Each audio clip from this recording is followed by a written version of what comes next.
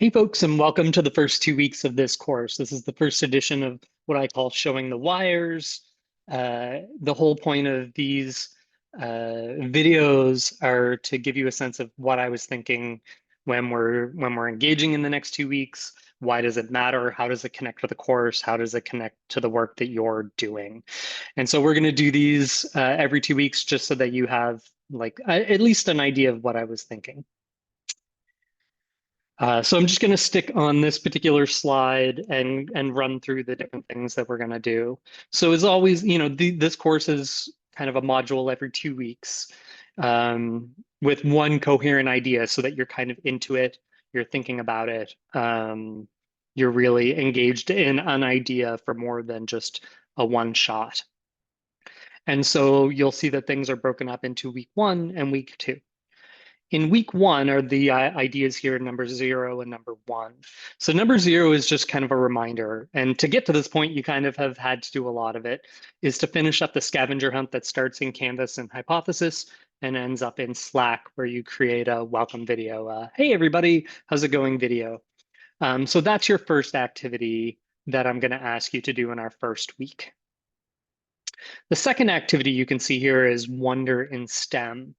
And with that particular activity, what I'm going to ask you to do, I'm going to ask you to do a really quick blog post reading that's really around the ideas of building wonder for our students, right? We're really excited about our content and our area. We're passionate enough that we want to be educators in that area. So we have that identity, that experience, that desire to do this work. However, most of our students don't.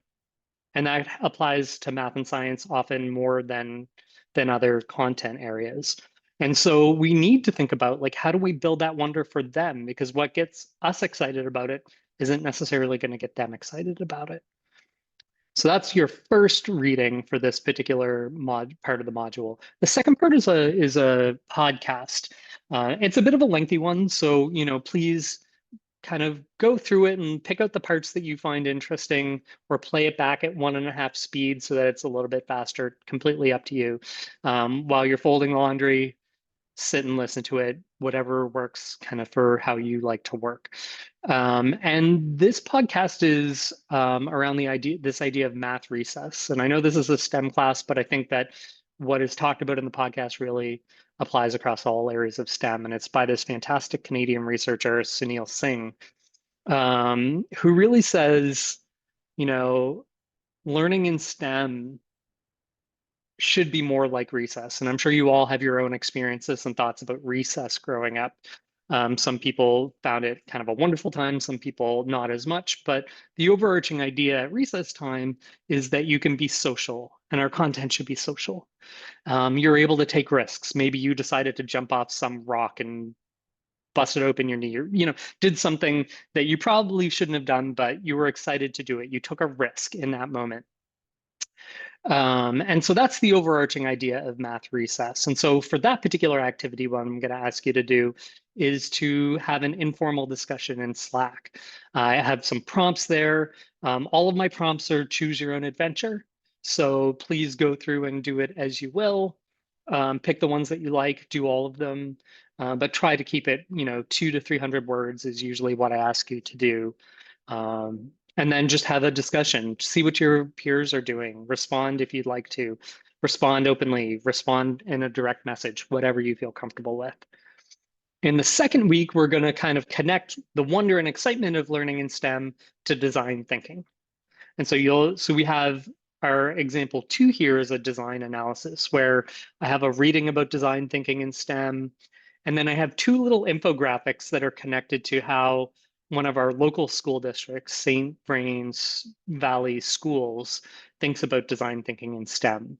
So I want you to kind of go through those. And then I have 2 little vignettes I want you to take a look at. Choose one. One's a math focused, one's a science focus.